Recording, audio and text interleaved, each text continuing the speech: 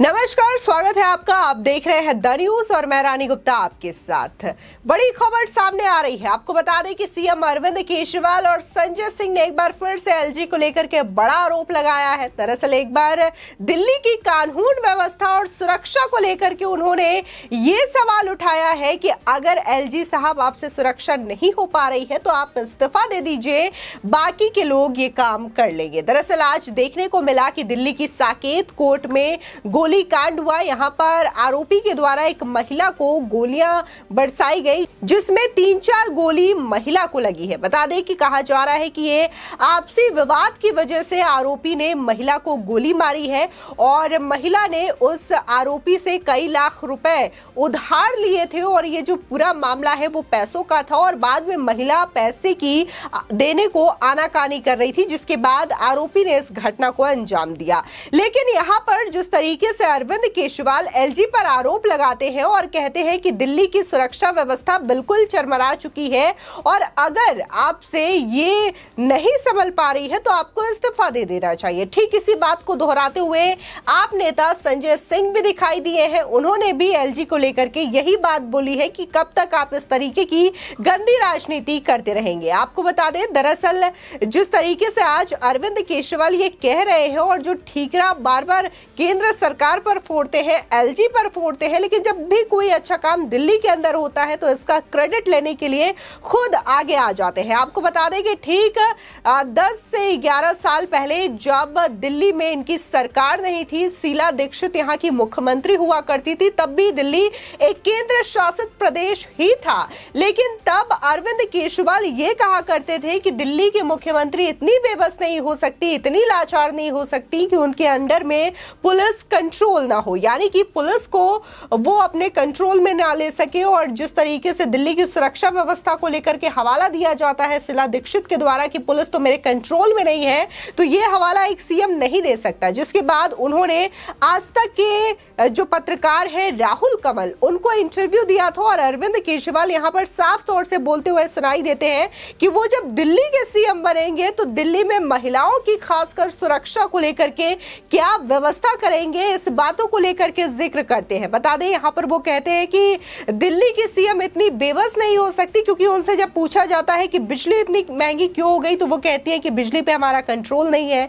Police प्रशासन को लेकर के सवाल उठाया जाता है तो कहती है कि पुलिस में हमारा कंट्रोल नहीं है, लेकिन हमारी सरकार बनेगी तो हम पूरा डाटा मैप बना करके चल रहे हैं कि क्या क्या काम हमें दिल्ली के अंदर करना है। इसमें अरविंद केजरीवाल इस बात का भी जिक्र करते हैं कि कैसे दिल्ली के हर वार्ड में 25-25 कमांडोज की तैनाती की जाएगी, जो कि खासकर महिलाओं की सुरक्षा करेंगे और देश के जो सीनियर सिटीजन्स हैं इनकी सुरक्षा करेंगे। बता दें कि दिल्ली में 225 टोटल वार्ड है और इन 225 वार्ड में अरविंद केजरीवाल का कहना था कि वो 25-25 कमांडो तैनात करेंगे। लेकिन जो अरविंद केजरीवाल 10-11 साल पहले ये बातें किया करते थे, आज के अरविंद केजरीवाल बिल्कुल नजर आते हैं। बता दें कि यही अरविंद केजरीवाल थे जो एक समय पर ये कहा करते थे कि वो ना तो राजनीति में आएंगे, ना ही वो गाड़ी लेंगे, बंगला लेंगे, यानी कि जो भी सरकार की ओर से सुविधाएं दी जाती है वो भी नहीं लेंगे। लेकिन आज अरविंद केजरीवाल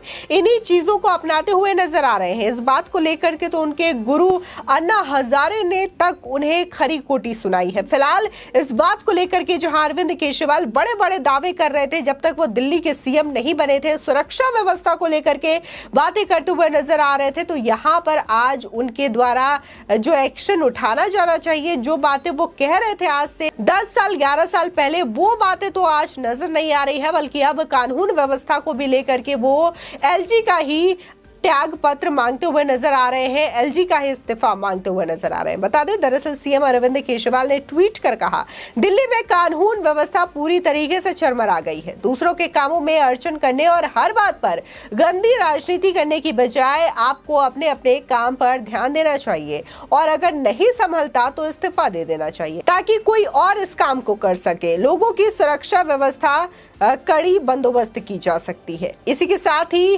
संजय सिंह कहते हैं कि एलजी साहब कब तक गंदी राजनीति में उलझे रहेंगे, दिल्ली बर्बाद हो रही है, गहरी नींद से जागिए। आपको बता दें, दरअसल दिल्ली के साकेत कोर्ट में एक वकील ने एक महिला पर 4 राउंड फायरिंग की है। महिला को 2 गोलियां पेट में लगी और एक हाथ में लगी है। महिला को फौरन एम्स में भर्ती कराया गया है। बताया जा रहा है कि उसकी हालत गंभीर बनी हुई है।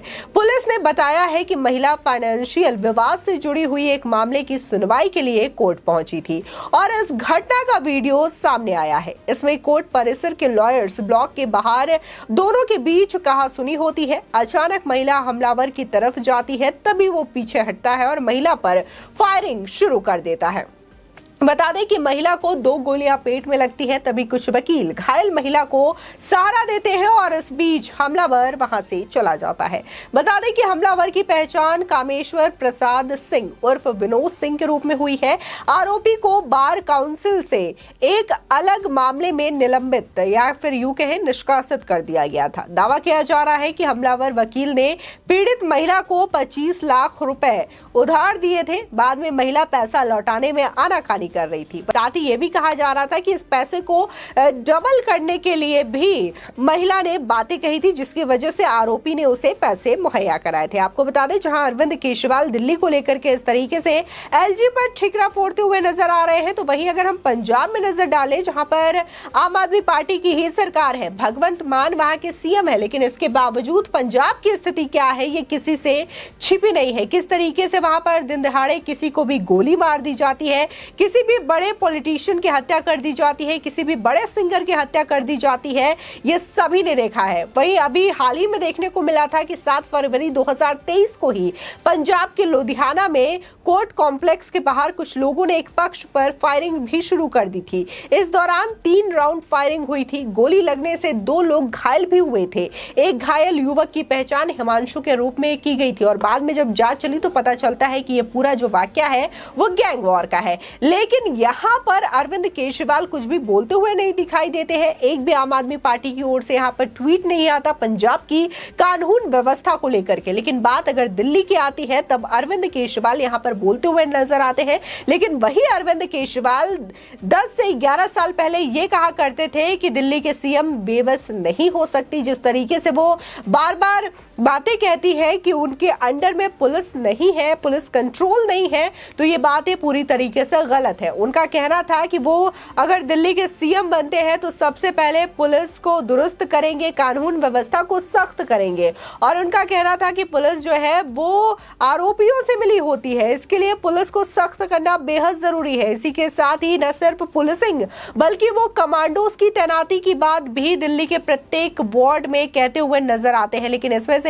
कोई भी बात इस समय अरविंद केजरीवाल की ओर से पूरी नहीं की गई है। आपको बता दें कि हमेशा से ही दिल्ली जो है एक केंद्र शासित प्रदेश रहा है। ये जानते हुए भी अरविंद केजरीवाल ने ये बातें आज से 10 से 11 साल पहले आज तक के शो में बोली थी। राहुल कंवल के साथ उनका इंटरव्यू है जो कि इस वक्त सोशल मीडिया पर काफी ज्यादा वायरल भी हो रहा है कि अरविंद केजरीवाल की जब सरकार नहीं थी तो वो क्या दावे क्या वादे जनता से करते थे, लेकिन आज जब उनकी सरकार बन चुकी है तो वो कैसे केंद्र सरकार पर और एलजी पर सुरक्षा व्यवस्था को लेकर के ठिकरा फोड़ते हुए नजर आते हैं। फिलहाल इस खबर को लेकर के आपकी क्या राय है हमारे कमेंट सेक्शन में जरूर बताएं। आगे की और भी अपडेट के लिए चैनल को सब्सक्राइब करना ना भूलें।